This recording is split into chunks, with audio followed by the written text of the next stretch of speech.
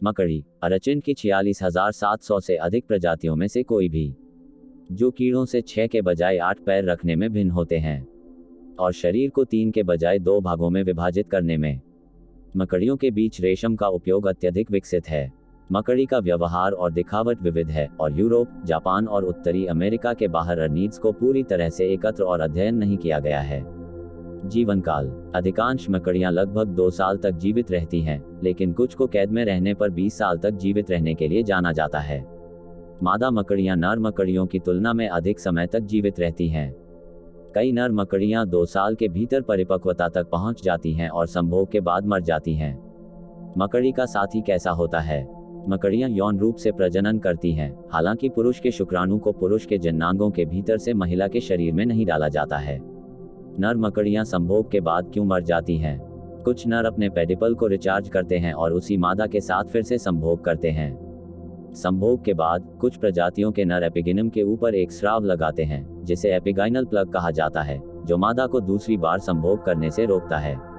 नर मकड़ियां आमतौर पर संभोग प्रक्रिया के तुरंत बाद या उसके दौरान भी मर जाती हैं। सभी मकड़ियां शिकारी होती हैं, जो लगभग पूरी तरह से अन्य आर्थ्रोपोड्स, विशेष रूप से कीड़ों पर भोजन करती हैं। कुछ मकड़ियां सक्रिय शिकारी होती हैं जो अपने शिकार का पीछा करती हैं और उन पर हावी हो जाती हैं। इनमें आमतौर पर स्पर्श या दृष्टि की अच्छी तरह से विकसित भावना होती है। इसके बजाय अन्य मकड़ियां शिकार को पकड़ने के लिए रेशम के जाल या जाले बुनती हैं। जाले सहज रूप से निर्मित होते हैं और प्रभावी रूप से उड़ने वाले कीड़ों को फंसाते हैं। कई मकड़ियां अपने शिकार को जल्दी से मारने के लिए जहर का इंजेक्शन लगाती हैं, जबकि अन्य पहले अपने शिकार को स्थिर करने के लिए रेशम के आवरण का उपयोग करती हैं। सामान्य सुविधाएं मकड़ियों की शरीर की लंबाई 0.5 से लेकर लगभग 90 मिलीमीटर 0.02 से 3.5 इंच तक होती है। सबसे बड़ी मकड़ियां बालों वाली मायागलोमॉर्फ हैं, जिन्हें आमतौर पर टारेंट्यूला कहा जाता है, जो गर्म जलवायु में पाई जाती हैं और अमेरिका में सबसे अधिक प्रचुर मात्रा में होती हैं। कुछ सबसे बड़े माइगलोमॉर्फ्स में गोलियत पक्षी खाने वाली मकड़ी थेराफोसा लेब्लोंडियाती ब्लॉन्डी अमेज़े के कुछ हिस्सों में पाई जाती है और पिनफुट गोलियती एपोफिसिस दक्षिणी वेनेजुएला तक सीमित है। सबसे छोटी मकड़ियां उष्णकटिबंध में पाए जाने वाले कई परिवारों से संबंधित हैं और उनके बारे में जानकारी पहली बार 1980 के दशक में ज्ञात हुई। मादा मकड़ियां आमतौर पर नर की तुलना में बहुत बड़ी होती हैं, एक घटना जिसे जानवरों में यौन आकार के द्विरूपता के रूप में जाना जाता है। कई महिला ओप बुनकर, जैसे कि टेट्रैग्नेथिडे और अरेनिडे परिवारों में, चरम आकार का द्विरूपता दिखाते हैं, जो एक ही प्रजाति के पुरुषों के आकार से कम 2 गुने होते हैं। शरीर के आकार में अत्यधिक अंतर महिलाओं में प्रजनन क्षमता और पुरुषों में ब्रिजिंग हरकत के पक्ष में चयन प्रक्रियाओं के माध्यम से उत्पन्न हुआ प्रतीत होता है। ब्रिजिंग एक तकनीक है जिसका उपयोग मकड़ियों द्वारा ओप वेब निर्माण के लिए किया जाता है। मकड़ी एक रेशम के धागे का निर्माण करती है जो हवा द्वारा ले जाया जाता है और एक वस्तु से जुड़ जाता है, जिससे एक पुल बनता है। छोटे, हल्के नर रेशम के पुलों को बड़े, भारी नर की तुलना में अधिक तेजी से बना सकते हैं और पार कर सकते हैं। वैज्ञानिकों को संदेह है कि इससे छोटे पुरुषों को अधिक संभोग के अवसर मिलते हैं, जिससे उनके छोटे आकार के चयन का पक्ष लिया जाता है। मकड़ियां सभी महाद्वीपों पर पाई जाती हैं अंटार्कटिका को छोड़कर, हालांकि वहां मकड़ी के टुकड़े पाए गए हैं, और हिमालय में 5000 मीटर 16,400 फीट की ऊंचाई पर। उष्णकटिबंधीय क्षेत्रों में समशीतोष्ण क्षेत्रों की तुलना में कई अधिक प्रजातियां होती हैं।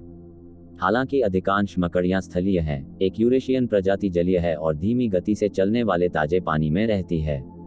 कुछ प्रजातियां हैं जो तटों के साथ या ताजे या खारे पानी की सतह पर रहती हैं।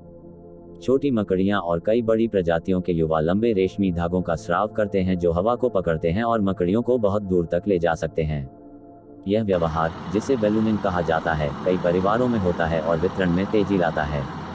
उत्तरी जेट स्ट्रीम की सीमा के भीतर कुछ प्रजातियों को दुनिया भर में इस तरह से वितरित किया जाता है।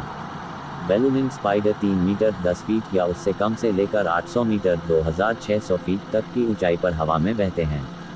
महत्व: सभी मकड़ियां शिकारी होती हैं।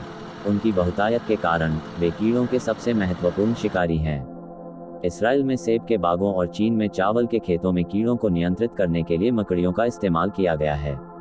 दक्षिण अमेरिकी चावल के खेतों में और विभिन्न उत्तरी अमेरिकी फसलों के खेतों में बड़ी संख्या में मकड़ियों को कीड़े खाते हुए देखा गया है।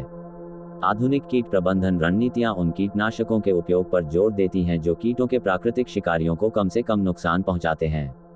हालांकि कई मकड़ियां शिकार को पकड़ने के लिए जहर पैदा करती हैं, लेकिन कुछ प्रजातियां इंसानों के लिए जहरीली होती हैं। काली विधवा जीनस लेट्रोडेक्स का जहर एक दर्दनाक तंत्रिका जहर के रूप में कार्य करता है। भूरे रंग के वैरागी और जीनस लॉक्सोसेल्स के अन्य लोगों के काटने से स्थानीय ऊतक मृत्यु हो सकती है। अन्य विषैली मकड़ियों में दक्षिण पूर्वी ऑस्ट्रेलिया के टारेंट्यूला जैसी फनल वेब स्पाइडर जीनस एट्रेक्स और अफ्रीका और दक्षिण अमेरिका के परिवार थेराफोसिडे परिवार के कुछ अफ्रीकी सदस्य बैबून स्पाइडर शामिल हैं। उत्तरी अमेरिका में चीराकैंथियम मिल्डेई, भूमध्य सागर से शुरू की गई एक छोटी पीली मकड़ी और देशी चीराकैंथियम समावेशन देर से गिरने में घरों में प्रवेश कर सकता है और कुछ काटने के लिए जिम्मेदार होता है। कभी कभी काटने की जगह पर ऊतक की मृत्यु हो जाती है। कुछ अमेरिकी टारेंट्यूला शिकारियों के खिलाफ बचाव के रूप में पेट के बाल फेंक देते हैं। बालों में छोटे कांटे होते हैं जो त्वचा और श्लेष्मा झिल्ली में प्रवेश करते हैं और अस्थायी खुजली और एलर्जी का कारण बनते हैं।